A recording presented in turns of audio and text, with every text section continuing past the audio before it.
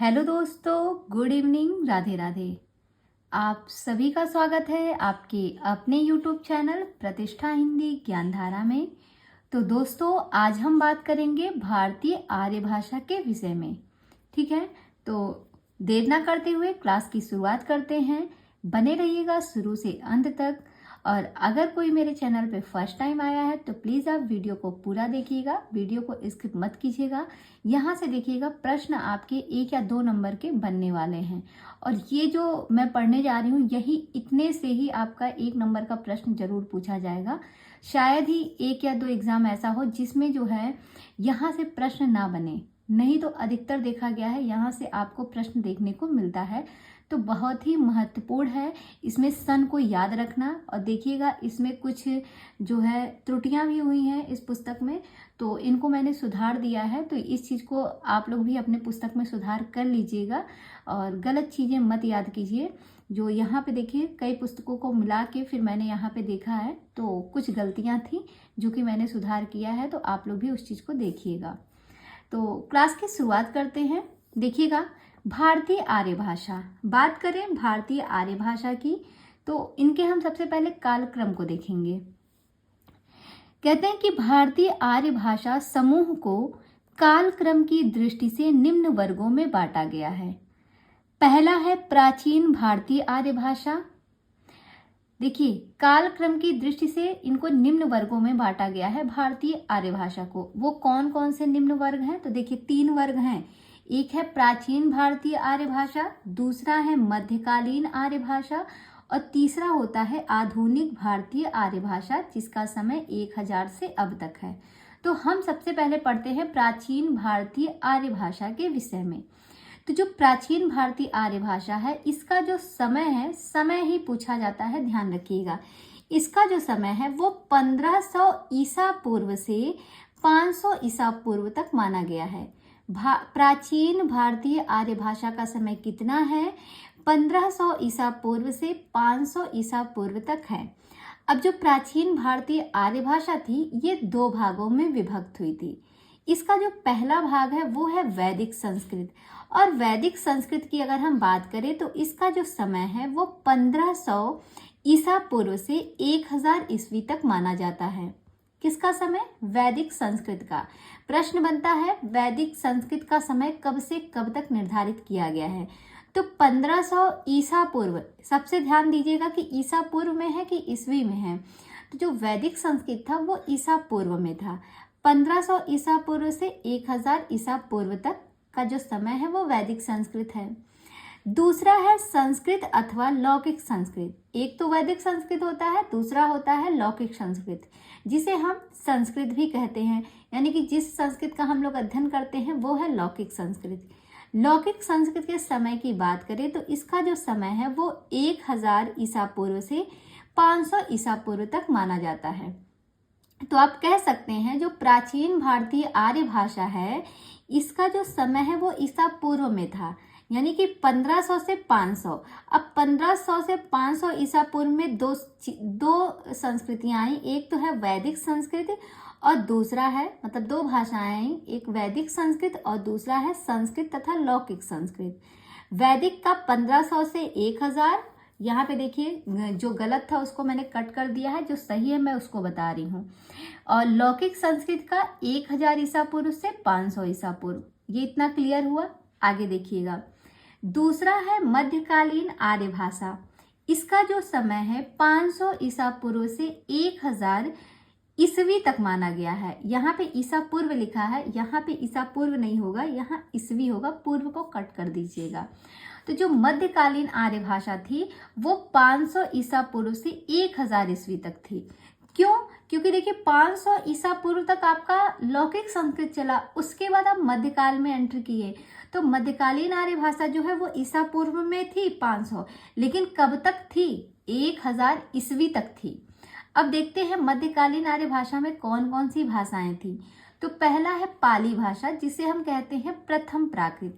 ध्यान रखिएगा, पाली को ही हम प्रथम प्राकृत कहते हैं। और इसका जो समय है वो 500 ईसा पूर्व से 500 ईसा पूर्व से 1 ईस्वी तक है। अब देखिएगा पाली से ही ईस्वी की शुरुआत हो गई है, यानी कि पाली का जो समय था वो 500 ईसा पूर्व से 1 ईस्वी है।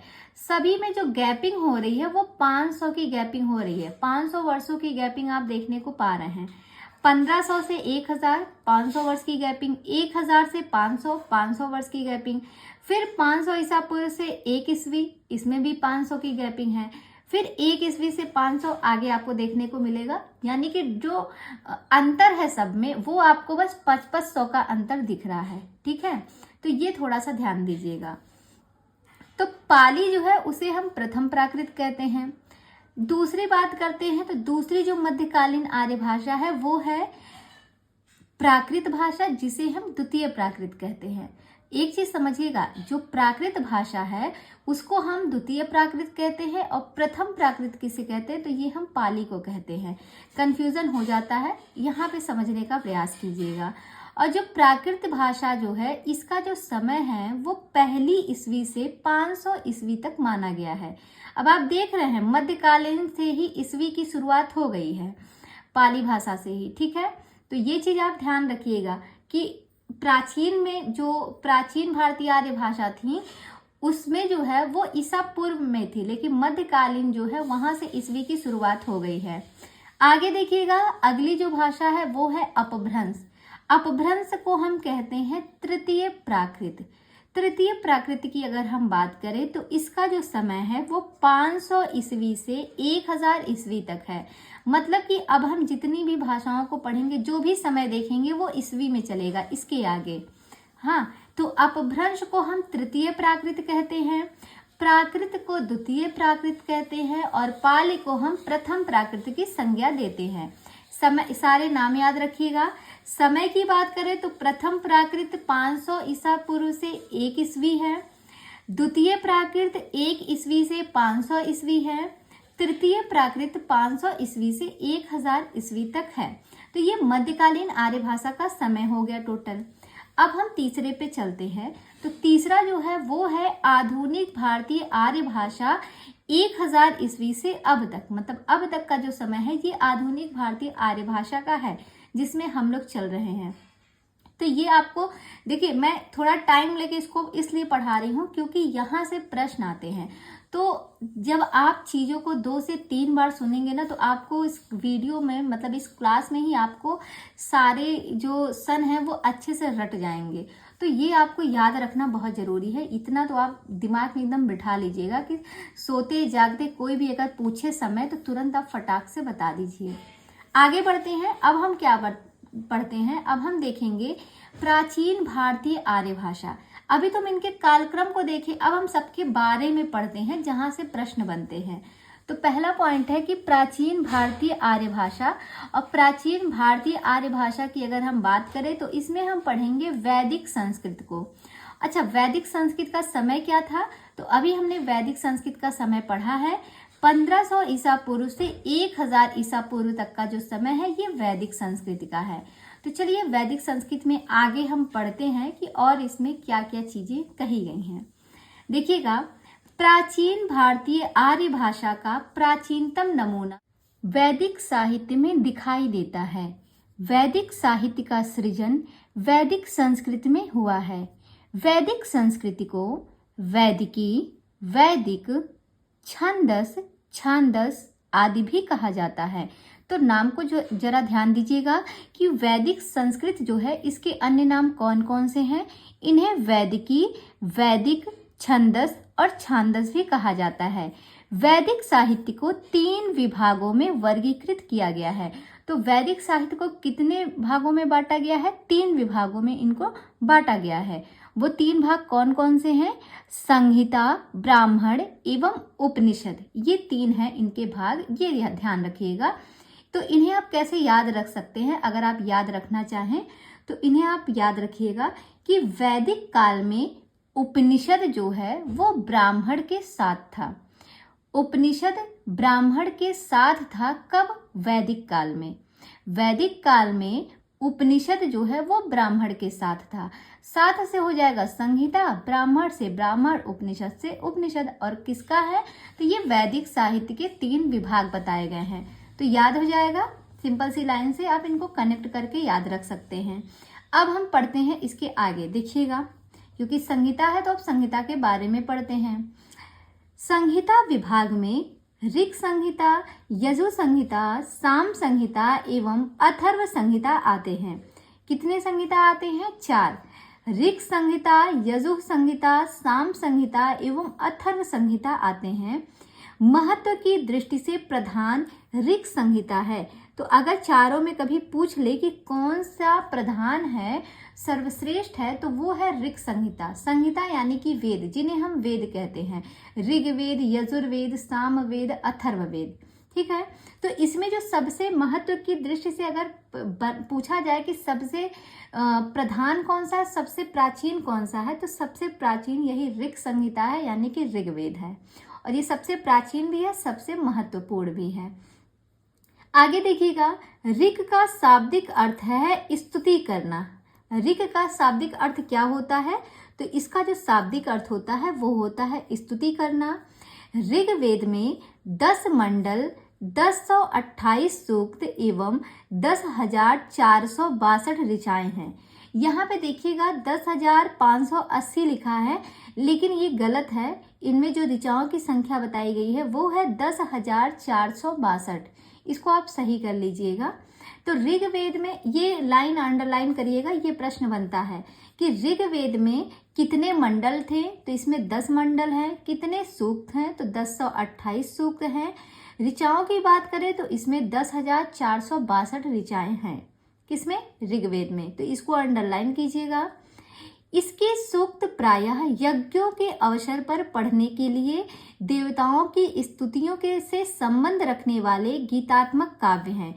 मतलब कि जब हम देवताओं की स्तुति करते हैं, मतलब होता नहीं, घर में पूजा पाठ होता है और देवताओं को याद करते हैं, यज्ञ हवन होता है, तो उनमें जो मंत्रों का उच्चारण किया जाता है वो सारे के सारे मंत्र आपको ऋग्वेद में देखने को मिलेंगे।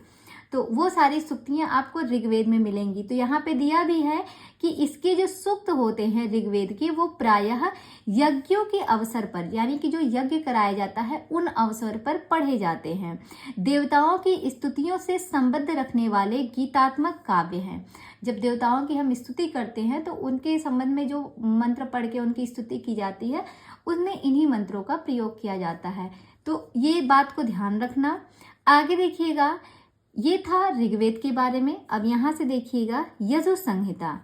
यजु संहिता में यज्ञों के कर्मकांड में प्रयुक्त मंत्र पद्य एवं गद्य दोनों रूपों में संग्रहित है। मतलब यजु संहिता में जो यज्ञों के कर्मकांड हैं उनमें जो प्रयुक्त मंत्र हैं उसके गद्य और पद्य रूप, दोनों रूप इसमें संग्रहित हैं यजु संहिता में। यजुर संहिता कृष्ण एवं शुक्ल इन दोनों रूपों में सुरक्षित है। जो यजुर संहिता है वो कृष्ण एवं शुक्ल इन दोनों रूपों में सुरक्षित है। कृष्ण यजुर्वेद संहिता में मंत्र भाग एवं गद्यमय व्याख्यात्मक भाग साथ साथ संकलित किए गए हैं। इसको अंडरलाइन कर लीजिएगा कि जो कृष्ण यजुर्वेद है, इसमें कृष्ण यजुर्वेद संहिता में मंत्र भाग एवं गद्यमय व्याख्यात्मक भाग जो है ये साथ साथ संकलित हैं। परंतु उसी जगह जो शुक्ल यजुर्वेद है, इसमें जो है संहिता के केवल मंत्र भाग संग्रहित किए गए हैं। मतलब कि जो कृष्ण यजुर्वेद है इसमें संहिता के मंत्र भाग के साथ साथ गद्यमय व्याख्यात्मक भाग भी इनके साथ संकलित है। लेकिन अगर शुक्ल पक्ष की बात करें तो शुक्ल यजुर संहिता में केवल मंत्र भागों का ही संग्रह किया गया है। आगे देखिएगा, सामवेद में सोम यागों में वीणा के साथ गाए जाने वाले सूक्तों को गेय पदों के रूप में सजाया जाता है। तो गेय पद किसमें मिलते हैं? सामवेद में। और आप जानते हैं कि सामवेद जो है वो गान से संबंधित है। गान जो है सामवेद से लिया गया है। आप इससे भली भांति परिचित भी हैं, तो ये लाइन को आप समझने का प्रयास कीजिएगा।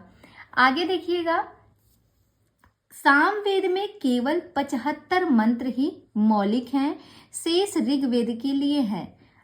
ये लाइन बहुत महत्वपूर्ण है। जो सामवेद है वो उसमें गेय पदों को रखा गया है, और सामवेद में अगर उनके केवल मौलिक मंत्रों की बात की जाए तो उनके केवल मौलिक 75 मंत्र हैं। बाकी जो अन्य मंत्र आपको देखने को मिलेंगे सामवेद में, वो सारे के सारे ऋग्वेद से लिए गए हैं। तो ये महत्वपूर्ण लाइन है। प्रश्न अगर बनेगा तो पूछ लेगा कि सामवेद के मौलिक मंत्रों की संख्या कितनी है, तो इनके केवल 75 मंत्र मौलिक थे, और बाकी जितने आपको मंत्र उसमें देखने को मिलेंगे तो वो सारे के सारे आपके ऋग्वेद से लिए गए हैं। ये आप ध्यान रखिएगा। आगे कहते हैं कि अथर्ववेद संहिता जन साधारण में प्रचलित मंत्र तंत्र टोने टोटके का संकलन है।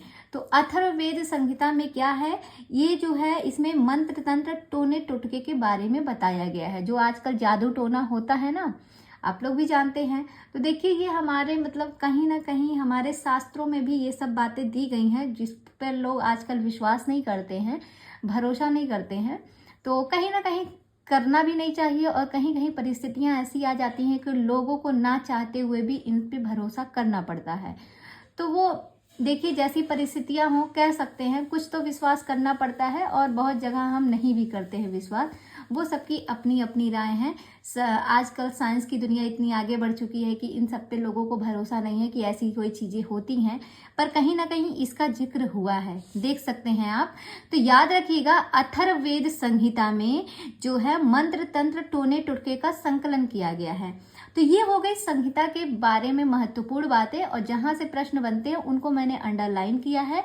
आप भी कर सकते हैं और चीजों को याद रख सकते हैं। आगे बढ़ते हैं। ब्राह्मण भाग में कर्म कांड की व्याख्या की गई है। अब देखिएगा, जो अभी तक तो हम संहिता को पढ़ रहे थे, अब हम ब्राह्मण को देखेंगे। तो ब्राह्मण भाग में कर्म कांड की व्याख्या की गई है। प्रत्येक संहिता के अपने अपने ब्राह्मण ग्रंथ होते हैं, मतलब कि हर संहिता का अपना अपना एक अलग ब्राह्मण ग्रंथ होता है। इनमें ऋग्वेद का ऐतरेय ब्राह्मण, यानी कि प्रत्येक संहिता का अपना अपना ब्राह्मण ग्रंथ होता है। तो यानी कि जो ऋग्वेद है इसका अपना ब्राह्मण ग्रंथ क्या है, ऐतरेय ब्राह्मण है। इस पॉइंट को याद रखना, ये सारे के सारे इंपॉर्टेंट हैं। ऋग्वेद का ऐतरेय ब्राह्मण, सामवेद का तांडव अथवा पंचविश। इसको कैसे याद रखेंगे, आप जानते हैं जो सामवेद है वो गायन से संबंधित है, ठीक है। और तांडव इंसान कब होता है, तांडव कब करता है, तांडव नृत्य कब होता है भाई, जब गाने को सुनेंगे तभी तो तांडव नृत्य होगा। तो तांडव नृत्य गाने के साथ होता है, बिना गाना बजे तो आप कोई नृत्य होगा नहीं। तो तांडव नृत्य गायन के साथ, यानी कि सामवेद। और कितनी बार, 25 बार, यानी कि 25 बार तांडव किया, ठीक है। तो याद हो जाएगा पंचविश ब्राह्मण तांडव, ये सामवेद का है। फिर बात करते हैं शुक्ल यजुर्वेद। तो शुक्ल यजुर्वेद का जो ब्राह्मण है वो है शतपथ ब्राह्मण। तो यहाँ पे है शुक्ल यजुर्वेद और यहाँ पे है शतपथ। तो शुक्ल यजुर्वेद और शतपथ ब्राह्मण इसका हो गया, तो साथ से कनेक्ट हो जाएगा। फिर है कृष्ण यजुर्वेद। तो कृष्ण यजुर्वेद का बात करें अगर हम, तो ये है तैत्तिरीय ब्राह्मण। कृष्ण यजुर्वेद का जो है तैत्तिरीय ब्राह्मण है। तो ये ग्रंथ इनके महत्वपूर्ण है। यहाँ से प्रश्न बनने के चांसेस हैं कि कौन से वेद का कौन सा ब्राह्मण है, तो ये याद रख लीजिएगा। आगे बढ़ते हैं, नेक्स्ट में देखिएगा। ब्राह्मण ग्रंथों के परिशिष्ट या अंतिम भाग उपनिषदों के नाम से प्रसिद्ध हुए। जो ब्राह्मण ग्रंथ हैं उनके जो अंतिम भाग है वो उपनिषदों के नाम से जो है प्रसिद्ध हुए। इनमें वैदिक मनीषियों के आध्यात्मिक एवं पारमार्थिक चिंतन के दर्शन होते हैं। उपनिषदों की संख्या 108 बताई गई है, अंडरलाइन कीजिएगा।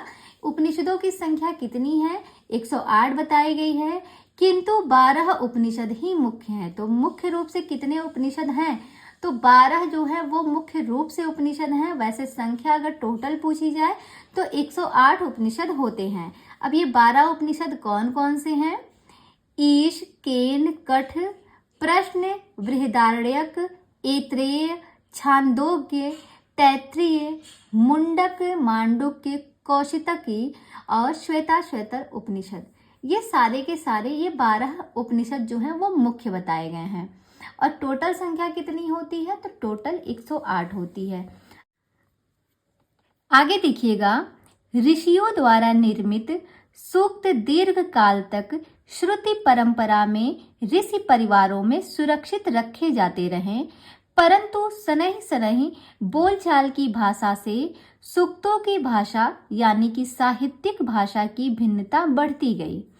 सूक्तों के प्राचीन रूप को सुरक्षित रखने के लिए संहिता के प्रत्येक पद को संधि रहित अवस्था में अलग अलग कर पद पाठ बनाया गया तथा पद पाठ से संहिता पाठ बनाने के नियम निर्दिष्ट किए गए और इस प्रकार वेद की विभिन्न शाखाओं के प्रतिशाख्यों की रचना हुई। और इस प्रकार क्या हुआ, वेद की विभिन्न शाखाओं के प्रतिशाख्यों की रचना हुई। वेद की 1130 शाखाएं मानी गई। अंडरलाइन कीजिएगा, वेद की कितनी शाखाएं मानी गई, तो 1130 शाखाएं मानी गई। किंतु वर्तमान समय में 6 प्रतिशाख्य ग्रंथ इसके उपलब्ध हैं। कितने ग्रंथ इसके अभी उपलब्ध हैं, तो 6 प्रतिशाख्य ग्रंथ उपलब्ध हैं। अब देखते हैं वो 6 कौन कौन से हैं। पहला है शौनक कृत ऋक् प्रातिशाख्य। ये शौनक की रचना है, शौनक के द्वारा लिखा गया ग्रंथ है ऋक् प्रातिशाख्य। दूसरा है कात्यायन कृत शुक्ल यजुः प्रतिशाख्याक। फिर है तैत्तिरीय संहिता का तैत्तिरीय प्रातिशाख्य, ये तो नाम से ही है। उसके बाद चौथा है मैत्रायणी संहिता का मैत्रायणी प्रातिशाख्य, जिन्हें हम कृष्ण यजुर्वेद के प्रातिशाख्य कहते हैं, ध्यान रखिएगा। इसके बाद पांचवा है सामवेद का पुष्प सूत्र। छठवां है अथर्ववेद का शौनक कृत अथर्व प्रातिशाख्य। इन प्रातिशाख्यों में अपनी अपनी शाखा से संबंधित वर्ण विचार, उच्चारण, पद पाठ आदि पर विस्तार से प्रकाश डाला गया है। ये ग्रंथ वैदिक काल के सैद्धांतिक एवं प्रायोगिक ध्वनि विज्ञान के ग्रंथ हैं। तो यहाँ से कोई बहुत ज्यादा प्रश्न नहीं बनते, जो इम्पोर्टेंट है वो मैंने बता दिया। आगे देखिएगा, वैदिक संस्कृत की ध्वनियाँ, ये इम्पोर्टेंट है, देखिएगा।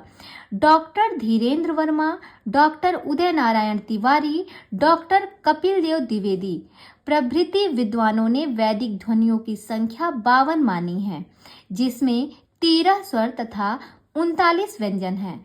तो कौन कौन से लोग हैं जिन्होंने वैदिक संस्कृत की जो ध्वनियाँ हैं उनकी संख्या 52 मानी है, और इन 52 ध्वनियों में आपके 13 स्वर आते हैं और 39 व्यंजन आते हैं। तो वो विद्वान हैं धीरेन्द्र वर्मा, उदय नारायण तिवारी और कपिल देव द्विवेदी।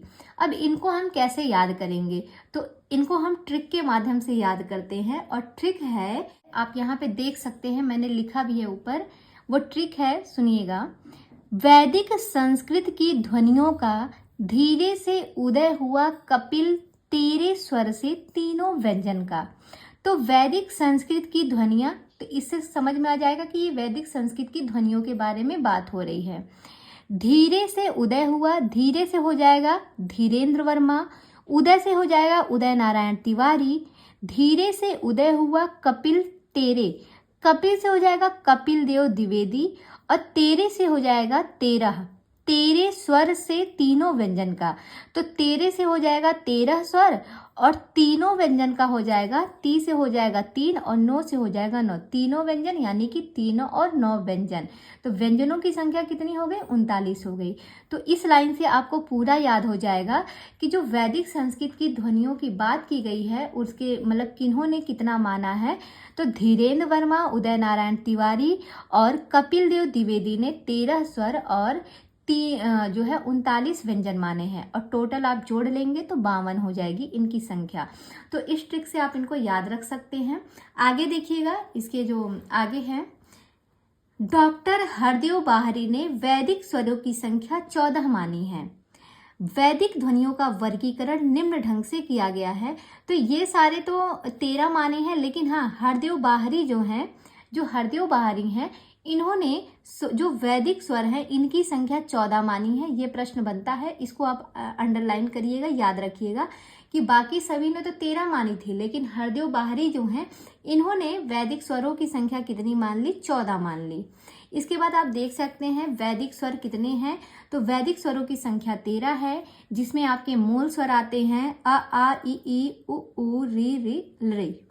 संयुक्त स्वर की बात करेंगे तो ए ओ आई औ, ये इनके जो है बताए गए हैं वैदिक स्वरों की संख्या, जो कि पूरा 13 बताई गई हैं, जिसमें आपके मूल स्वर और संयुक्त स्वर आते हैं। इसके आगे देख सकते हैं वैदिक व्यंजनों की संख्या जो है 39 बताई गई है। इसका पूरा चार्ट आपके सामने है, तो आप सभी ने इसको पढ़ा होगा, और अगर नहीं पढ़ा है तो आप यहाँ पे वीडियो को रोक के अच्छे से इसको पढ़ सकते हैं कि ये जो वैदिक व्यंजनों की संख्या है जो 39 है वो कौन कौन से व्यंजन हैं। तो आप इसको वीडियो को रोक के आप आराम से इसको पढ़ लीजिएगा। इसके आगे हम बात करते हैं वैदिक संस्कृत की विशेषताओं की। देखिए विशेषताएं यहाँ से पूछी जाती हैं, तो वैदिक संस्कृत की विशेषताओं को हम देखेंगे। सबसे पहला पॉइंट है वैदिक संस्कृत श्लिष्ट योगात्मक है, इंपॉर्टेंट है। वैदिक संस्कृत श्लिष्ट योगात्मक है। वैदिक संस्कृत में संगीतात्मक एवं बलात्मक दोनों ही स्वराघात मौजूद होते हैं। किसमें? वैदिक संस्कृत में संगीतात्मक एवं बलात्मक दोनों ही स्वराघात मौजूद होते हैं।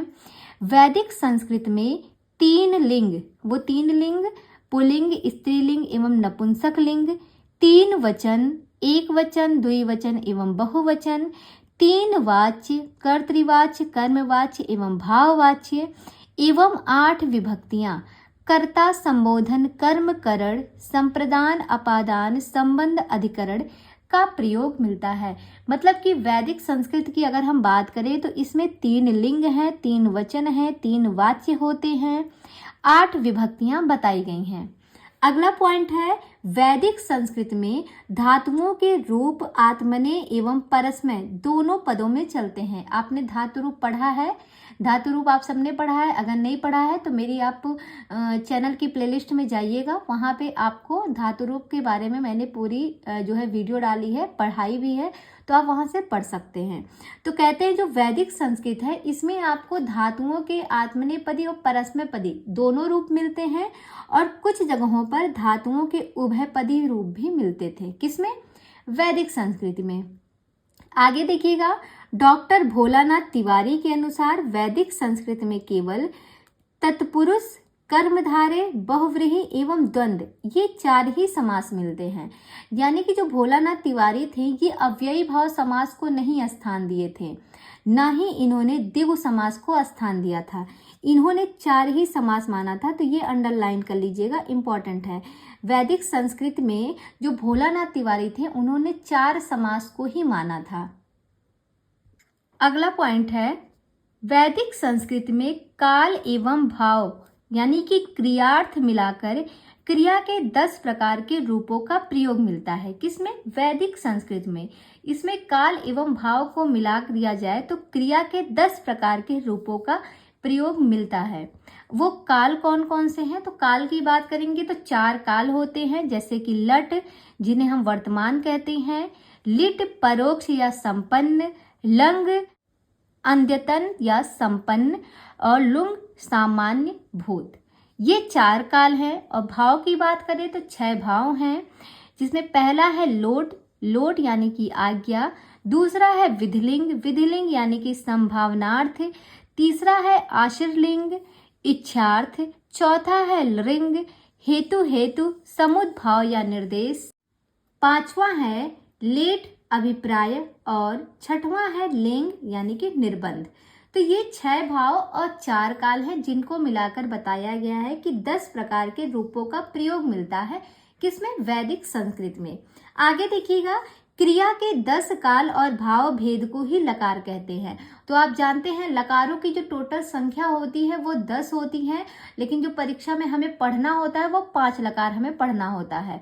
तो इसके बारे में अगर आपको जानकारी नहीं है तो आप मेरे चैनल की प्लेलिस्ट में जाइए, वहाँ संस्कृत व्याकरण की जो प्लेलिस्ट पड़ी है वहाँ पर मैंने लकार के बारे में एक अलग से वीडियो डाली है, तो आप वहाँ से जाके उसका संपूर्ण अध्ययन कर सकते हैं। तो वह यहाँ पे ध्यान रखिएगा, ये वैदिक संस्कृत में बताया गया है कि जो लकार होते हैं वो टोटल 10 होते हैं। एक आगे देखिएगा, वैदिक संस्कृत में विकरण की भिन्नता के अनुसार धातुओं को 10 गणों में विभक्त किया गया है। तो वैदिक संस्कृति की अगर बात करें तो उसमें जो है धातुओं के कितने गण बताए गए हैं वैदिक संस्कृत में, ये अंडरलाइन करिएगा। तो धातुओं के गणों की जो संख्या बताई गई थी वैदिक संस्कृति में वो होती है 10। इसके बाद आप देख सकते हैं इनके बारे में बताया गया है, जो कि आप अगर खुद से भी स्वयं अध्ययन कर सकते हैं। अगर करना चाहते हैं तो वीडियो को रोक के आप स्वयं से इसको पढ़ सकते हैं। और इसके आगे अगर हम बात करें तो अब हम देखेंगे लौकिक संस्कृति के बारे में। तो देखिएगा, जो लौकिक संस्कृति है ये प्राचीन भारतीय आर्य भाषा का वह रूप है जिसका पाणिनि की अष्टाध्यायी में विवेचन किया गया है, वह लौकिक संस्कृत कहलाता है। मतलब कि जो लौकिक संस्कृति है यानी कि प्राचीन भारतीय आर्य भाषा के अंतर्गत जिसको हम रखते हैं, प्राचीन भारतीय आर्य भाषा के अंतर्गत दो हैं, एक वैदिक एक लौकिक। तो जो लौकिक संस्कृति है इसका रूप जो है पाणिनि के अष्टाध्यायी में आपको मिलेगा और उसी को हम लौकिक संस्कृति कहते हैं। संस्कृत में 48 ध्वनियां ही शेष रह गई हैं, यानी कि जो लौकिक संस्कृति है इसमें जो ध्वनियों की संख्या है वो 48 है। वैदिक संस्कृत में ध्वनियों की संख्या कितनी थी? 52 थी, लेकिन लौकिक संस्कृत में ध्वनियों की संख्या 48 है। महत्वपूर्ण पॉइंट है, याद रखिएगा। वैदिक संस्कृत की 4 ध्वनियां लह, देखिए ला ल है, इसको ला ही पढ़ते हैं क्योंकि मुझे भी समझ में नहीं आता इसका जो है उच्चारण किस रूप में किया जाएगा। अगर आप में से किसी को पता है तो आप बता सकते हैं कि इसका उच्चारण किस रूप में किया जाएगा। बाकी मैं इसको ला पढ़ती हूँ। तो देखिएगा, ला लह जिह्वा मूल्य और उपधमानीय के लुप्त होने से लौकिक संस्कृत की 48 ध्वनियां शेष बच गईं। यानी कि जो वैदिक संस्कृत में 52 ध्वनियां थी उनमें से 4 ध्वनियों का लोप हो गया। वो 4 ध्वनियां कौन सी थी? वो यही 4 ध्वनियां हैं, इनको अंडरलाइन कीजिएगा, ला लह जिह्वा मूल्य और उपधमानीय। इस कारण जो लौकिक संस्कृत है इनकी संख्या टोटल 48 है। तो ये आज हमने जो है भारतीय आर्य भाषाओं का वर्गीकरण देखा और वर्गीकरण में हमने जो है वैदिक संस्कृत और लौकिक संस्कृत का संपूर्ण अध्ययन किया। कल जो है हम लोग इसके आगे पढ़ेंगे जिसमें हम देखेंगे मध्यकालीन आर्य भाषा का विकास कैसे कैसे हुआ है। तो आज की क्लास को हम यहीं तक रखते हैं। अगर आपको वीडियो पसंद आई है तो आप प्लीज चैनल को सब्सक्राइब कीजिएगा, वीडियो को लाइक कीजिएगा और जितना हो सके अपने दोस्तों में शेयर कीजिए। तो मिलते हैं कल फिर से ठीक इसी टाइम शाम 6 बजे। तब तक के लिए बाय बाय, टेक केयर।